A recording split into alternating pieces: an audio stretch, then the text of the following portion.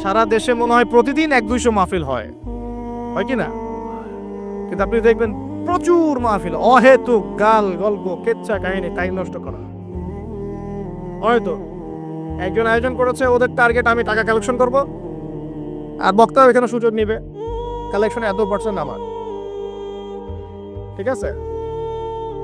তারপরে জনগণও আসবে, কেউ আসছে ভিডিও করতে, কেউ সেলফি উঠাইতে, কেউ এটা কেউ সেইটা, ওদিকে চানাচুর খাচ্ছে, ওদিকে মেলা লাগছে, এরকম দেখেন। এক একজন এক এক উদ্দেশ্য। আসলে উদ্দেশ্য কি আমার এখানে? উদ্দেশ্য হবে আমি আল্লাহর দ্বীনের সত্য কথাগুলো কোরআন সুন্নাহর মানদণ্ডে যাচাই বাছাই করে যুগোপযোগী ভাবে জনগণের বুঝ অনুযায়ী তাদেরকে বুঝিয়ে দিয়ে আসবে। জনগণ কি করবে? অডিয়েন্স, তারা এখানে আসবে একটা নিয়াতে, আমরা কোরআন সুন্নাহ শুনবো, কোরআন সুন্নাহর কথাগুলোকে মেলাবো, যাচাই করব, যদি কোরআন সুন্নাহর সাথে মিলে যায় আমি গ্রহণ করবো, যদি বক্তার কথা কোরআন সুন্নাহর সাথে না মেলে আমি নিব না। আমি কেন, যত বড়ই বুজুর্গ বক্তা আসুক না কেন, আলেম আসুক না কেন, কোরআন সুন্নাহর সাথে যদি তাদের কথাগুলো মিলে না যায় সেই কথা কখনোই আপনি গ্রহণ করবেন না। করবেন? কখনো কখনো কেউ অজ্ঞতাবশত এমন কথা বলতে পারে যেটা কোরআন সুন্নাহয় নাই। এটা যদি অজ্ঞতাবশত হয় তাহলে সে জ্ঞান অর্জন করলে আপনাকে শুধরে দিবে ইনশাআল্লাহ। আর যদি কেউ ইচ্ছা করে এগুলো করে তাহলে আপনার উপর দায়িত্ব হচ্ছে কোরআন সুন্নাহর মানদণ্ডে যাচাই করে তার কথা গ্রহণ করা। এই কাজটাই বা কয়জন করে? শ্রোতাদের মধ্যে অনেকে আসছি বক্তাকে একবার দেখবো, চলে যাও। কেউ আসছে সেলফি উঠাও, কেউ মোবাইলে ছবি তুলবে, কেউ ভিডিও করবে। প্রতিটা কাজের উদ্দেশ্য কি? আমাদের দ্বীনি কাজের উদ্দেশ্য হবে এই কাজগুলোর ওসিলায় পরকালে আল্লাহর নাজাত যেন পাই ইনশাআল্লাহ, এবং দুনিয়াতে আল্লাহর দ্বীন যেন এগিয়ে যায়, উপকৃত হয়। রিজিক, টাকা পয়সা, উন্নয়ন সবকিছু আল্লাহ পাকে দিবে ইনশাআল্লাহ। আল্লাহ দিবেন না? ইসলামপন্থীদের হাতেই সবচেয়ে বেশি রিজিক থাকবে ইনশাআল্লাহ, ইসলামপন্থীদের হাতেই সবচেয়ে বেশি সচ্ছলতা থাকবে ইনশাআল্লাহ। আর আগামীতে যে দিন আসতে যাচ্ছে, যে অর্থনৈতিক সংকটময় বিশ্ব আসতে যাচ্ছে, এই সময় যে কোরআন সুন্নাহর আলোকে ইকোনমিক্স ঢেলে সাজাবে সেই পার পাবে, অন্য কেউ পার পাবে না। বিশ্বাস করছেন না? দেখে নিয়ে যাকাত যদি এখনো চালু না হয় তাহলে গরিব মানুষের পেটে এবার লাথি মারা হবে সামনে, দেখে নিয়ে। যাকাত চালু করতে হবে। খালি কোটি কোটি টাকা প্রতি মাসে মাসে কামাই করব, যাকাত দিব না, এটা বাদ দিয়ে দেন। যাকাত যে দিবে না সেও বিপদে পড়বে, যাকাত যাকে দেয়া হবে না তারও অর্থনৈতিক মন্দা শুরু হয়ে যাবে। যাকাত আল্লাহ পাক দিয়েছেন কোরআনের। কোরআনের অর্থনীতি মানে যাকাত, কোরআনের অর্থনীতি মানে ব্যবসা, কোরআনের অর্থনীতি মানে সাদাকা, কোরআনের অর্থনীতি মানে কৃষিভিত্তিক অর্থনীতি। এই পুরো বিষয়গুলোর মধ্যে সারা বিশ্বের অর্থনীতি পড়ে যায়। কিন্তু এখন আমরা এগুলো সব না হলেও অনেকগুলো অংশই সরিয়ে দিয়ে সুদ চালু করে এটা দিয়ে খাচ্ছি আর কি। সুদের পরিণাম ধ্বংস হবেই হবে, আজ হোক আর কাল হোক, সুদ ধ্বংস হবেই হবে। সারা দুনিয়া এখন দেখছে যে সুদ কিভাবে ধ্বংস হয়, সারা দুনিয়া এখন দেখছে সুদ কিভাবে ধ্বংস হবে। মনে রাখবেন, এর ফলে শুধু এক শ্রেণীর মানুষই লাভবান হবে। কোন শ্রেণী? যারা বুর্জোয়া শ্রেণী, যারা পুঁজিবাদী শ্রেণী, যারা ধনিক শ্রেণী, যাদের হাতে সম্পত্তি কুণ্ঠিগত থাকবে, এরা হয়তো পার হয়ে যাবে এই দুনিয়াতে। কিন্তু মধ্যবিত্ত শ্রেণী আর নিম্ন মধ্যবিত্ত শ্রেণীর জীবনে এমন দুর্ভোগ নেমে আসবে সামনে, দেখে নিন কি হয়। সুদের পরিণতি হচ্ছে ধ্বংস, সুদের পরিণতি মানেই ধ্বংস। সুদ যখন চালু হবে তখন আল্লাহ পাক কোরআনে বলছেন, ও যে ব্যক্তি সুদ খেলো সে যেন আমার এবং আমার নবীর সাথে যুদ্ধ করলো। এটা বলি তাহলে বুঝবেন। সূরা বাকারায় 279-80 এই আয়াতগুলোর দিকে আছে, 79-81। আল্লাহ পাক বলছেন, ইয়া আইয়ুহাল্লাযীনা আমানু, হে মুমিনগণ, ইত্তাকুল্লাহ, তোমরা আল্লাহকে ভয় করো। আল্লাহর কথা সহজ না? তোমরা আল্লাহকে ভয় করো। ওয়াযারু মা বাকিয়া মিনার রিবা, সুদ ছেড়ে দাও, সুদের অবশিষ্ট অংশ ছেড়ে দাও, মানে সুদ ছেড়ে দাও। ওয়া ইল্লাম তাফআলু, যদি তোমরা সুদ না ছাড়ো, ফাআযানু বিহারবিন মিনাল্লাহি ওয়া রাসূলিহি, তাহলে আল্লাহ এবং তার রাসূলের সাথে যুদ্ধের ঘোষণা শুনে নাও। কার কথা এটা? আমি বানিয়ে বললাম? আপনার কিতাব, এই কিতাব আপনার বাসায় নাই? আপনি কি এই কিতাবের জন্য জীবন দিতে চান না? যখন এই কিতাবকে কেউ অবমাননা করে আপনার তো গা জ্বলে, হৃদয় রক্তক্ষরণ হয়। কয়দিন আগে ওই যে সুইডেন না ডেনমার্ক, হ্যাঁ, আমি নামও ভুলে গেছি, ভুলে যাওয়াই ভালো, এগুলো মনে রাখাই খারাপ। কারণ এদেরকে মনে রেখে কি হবে? শুধু প্রথম কথা হচ্ছে যে ওই ওই সভ্যতার মধ্যেই যারা বাক স্বাধীনতার কথা বলে, আর কি ব্যক্তি স্বাধীনতার কথা বলে, আর তাদের বাক স্বাধীনতা মানে হচ্ছে ছেলে ছেলে বিয়ে করতে পারবে, এটা ব্যক্তি স্বাধীনতা। আর বাক স্বাধীনতা মানে ইসলামের বিরুদ্ধে যা ইচ্ছা তাই বলতে পারবে, ইসলামের বিরুদ্ধে যা ইচ্ছা তাই বলতে পারবে, এটা হচ্ছে বাক স্বাধীনতা।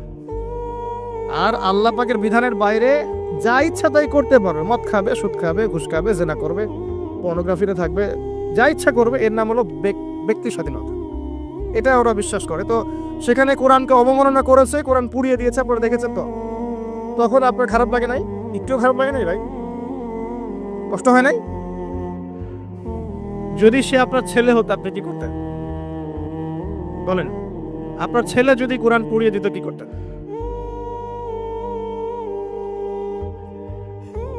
এখন আমাকে বলেন ওই কোরআনেই আছে সুদ খাওয়া মানে আল্লাহ এবং তার রাসূলের সাথে যুদ্ধ করা। আমি আর আপনি যে মানছি না, এখন আমাদের কি হবে বলেন? সে তো অমুসলিম, কোরআনে কি আছে জানেই না বেচারা। কোরআনের প্রতি অনেক ক্ষোভ, কারণ কোরআন ওদের সমস্ত জাহিলিয়াত অন্যায়ের বিরুদ্ধে কথা বলে। এই জন্য কোরআনকে পুরা দিতে চায় এবং নবীকেও গালিগালাজ করে, তাই না? ইসলামের বিরুদ্ধে দাঁড়া যায়, ইসলামের বিরুদ্ধে ওরা চেষ্টা চালায়, কারণ ওরা জানে না ইসলাম কি, ওরা বোঝে না কোরআন কি, ওরা বোঝে না মুহাম্মদ সাল্লাল্লাহু আলাইহি ওয়াসাল্লাম কে, তিনি কেমন আদর্শ, কেমন মানুষ, তিনি যে পুরো বিশ্বের জন্য রহমত, ওরা তো জানেই না, বোঝেই না। আমরা জানি না? এখন আমরা যে জানি, কিন্তু আমরা যে কোরআন পড়তে জানি না। আমরা তো জানি, কিন্তু আমরা তারপরেও যে কোরআন তেলাওয়াত করতে পারি না, জানার পরেও যে কোরআনের অর্থ কোনোদিন পড়ে দেখলাম না। আরে গত বছর তো অর্থ পড়তে বলেছিলাম যে অর্থগুলো একটু পড়ে দেখেন, বাপরে বাপ যে ধোয়াটা ধুইলো আমাকে, আমি একদম পরিষ্কার হয়ে গেছি, এমন ধোয়া ধুয়ে দিচ্ছে। কোরআনের অর্থ পড়ার দরকার নাই। আমি কি বলেছিলাম যে কোরআন তেলাওয়াত করলে কোনো নেকি হবে না? কোরআন তেলাওয়াত করলে কোনো নেকি হবে না, এই কথা বলেছিলাম না? বলেছিলাম যে কোরআন তেলাওয়াত শুধু তেলাওয়াত করে গেলে আপনি ভিতরের হকটা আদায় করতে পারবেন না। কোনটা বলেছে? কোরআনে আপনি সূরা ফাতিহা পড়লেন, কিন্তু সূরা ফাতিহার অর্থ আপনি বুঝলেন না। আপনি কি সূরা ফাতিহার মধ্যে আল্লাহ যা বলেছেন তা কি বুঝতে পারলেন? এই যে আয়াত একটা তেলাওয়াত করলাম, আপনি পড়তে পারলেন, ইয়া আইয়ুহাল্লাযীনা আমানু তাকুল্লাহা ওয়া যারু মা বাকিয়া মিনার রিবা ইন কুনতুম মুমিনিন ওয়া ইন লাম তাফআলু ফাআযানু বিহারবিন মিনাল্লাহি ওয়া রাসূলিহি। আপনি কি কিছু বুঝলেন? তেলাওয়াত তো করলেন, প্রত্যেক হরফে 10 নেকি হলো, আপনার আমলনামায় প্রত্যেক হরফে 10 নেকি হলো, ঠিক আছে, বুঝলাম, মানলাম, কিন্তু এই আয়াত যে আপনি বুঝতে পারলেন না। এখন আমি যদি বলে দেই আয়াতের অর্থটা এমন, হে মুমিনগণ আল্লাহকে ভয় করো, সুদ ছেড়ে দাও, যদি না ছাড়ো আল্লাহ এবং তার রাসূলের সাথে যুদ্ধের ঘোষণা শুনে রাখো, এবার কি কিছু বুঝতে পারলেন? বুঝতে পারেন নাই? তাহলে অর্থের দরকার নাই ভাই। আর কত সহজ করে বলবো বলেন তো ভাই, আর কত সহজ করে বুঝো? আমি যে এখন মুসলিম পরিবারে জন্ম নিয়েও যে আমি কোরআন তেলাওয়াত করতে পারছি না, অর্থটা পড়ে দেখছি না, নবীর হাদিসগুলো পড়ছি না, কোরআন রেগুলার একটু তেলাওয়াত পড়ি না, কোরআনের একটু দাওয়াত মানুষকে দেই না, কোরআনের কাজে সাহায্য করছি না, এগুলো কি আমার অপরাধ হচ্ছে না? কে বড় অপরাধী তাহলে, তারা না আমরা? বলেন এবার। এই ওয়াদাটা করতে পারি? প্রথম ওয়াদা করেছেন দরুদ করবেন সকালে সন্ধ্যায় 10 বার করে, মনে আছে তো নাকি ভুলে গেছেন? আমাদের মেমোরি তো এখন মাছের মতো, অ্যাকুরিয়ামের মাছ আছে না, মাছের মেমোরি ওখানে ঘোরে কেন সারাদিন জানেন?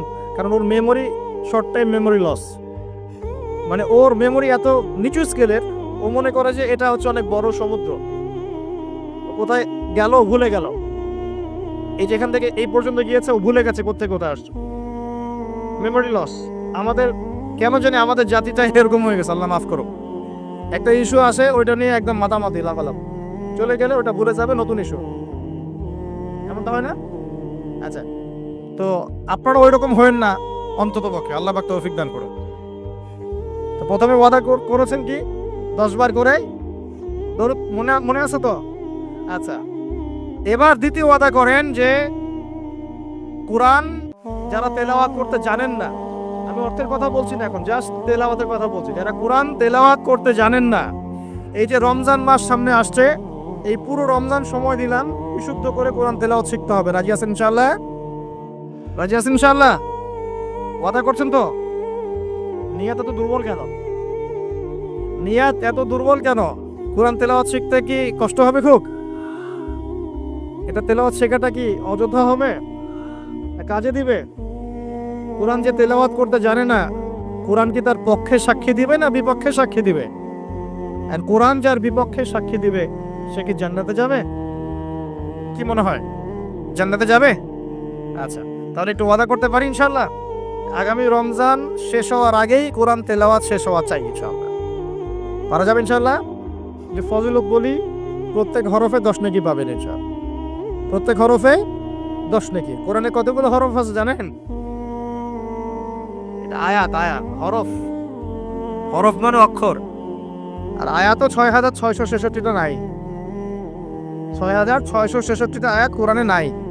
বাসায় কি গুনে দেখে? কোরআনে আয়াত আছে 6236টা। 6236টা, বাসায় কি গুনে দেখে? 2, কোরআনের শব্দ আছে 77,800টা। শব্দ বুঝি? ওয়ার্ডস 77,800টা। এটা হলো শব্দ সংখ্যা। আর অক্ষর প্রায়